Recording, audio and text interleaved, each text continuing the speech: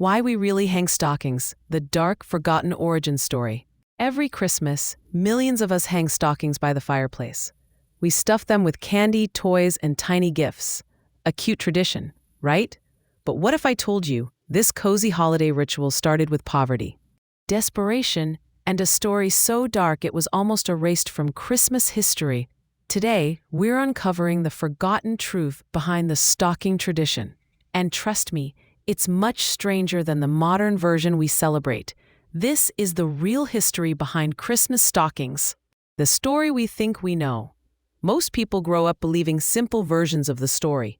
Santa travels down the chimney. He leaves gifts in stockings. It's just fun holiday magic. But this modern image is only about 150 years old. Before that, Christmas was not cozy. It was not family-friendly, and stockings were definitely not filled with toys. To understand their origin, we need to go back to a story that's part legend, part history, and much darker than children's books let on. The earliest story linked to Christmas stockings goes all the way back to Saint Nicholas, a 4th century Christian bishop, known for his generosity. But this isn't the jolly Santa version. This is a tale involving a desperate family, 3 daughters, and a life-changing gift, left secretly in the night. Here's the legend.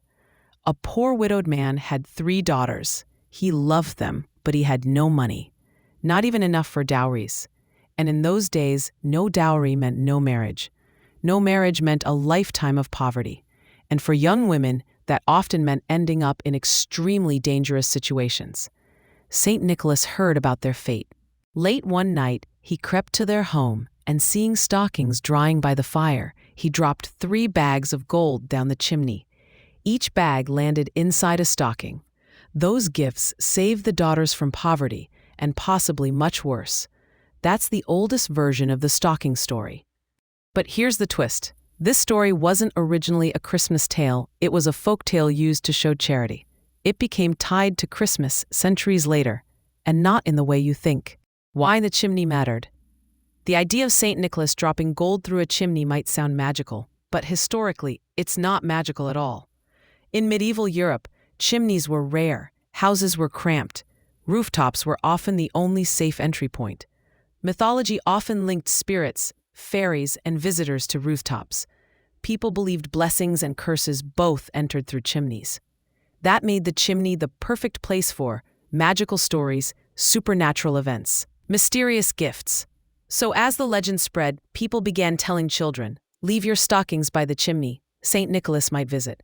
A story born from desperation turned into a children's ritual, but the real transformation was still centuries away. The stocking evolution. By the 1800s, the tradition spread across Europe.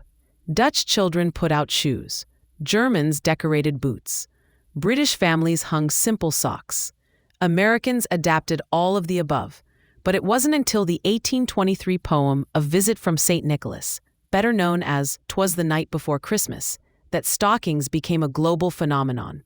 The poem featured the line, "He filled all the stockings, then turned with a jerk." Because of that one sentence, American families started hanging stockings in large numbers. It became a visual symbol of Christmas. And then the Victorians took it to another level. They filled stockings with oranges, nuts, small toys, and coal for misbehaving kids. By the early 1900s, stores began selling pre-made fancy stockings. Marketing shaped the tradition more than religion ever did.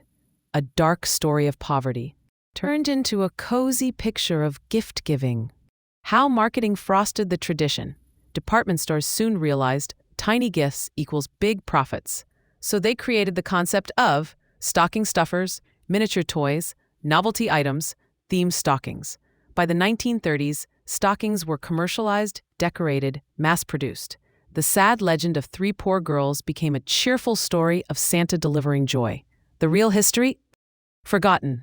Until now. So next time you hang your stocking above the fireplace, remember, you're participating in a tradition that started with a desperate family and a secret gift from a man who didn't want to be thanked. A tradition shaped by mythology, poetry, and eventually, Christmas marketing. If you enjoy learning the hidden histories behind everyday things, hit like, subscribe, and let me know. Which Christmas tradition should we uncover next? Stay curious, and happy holidays!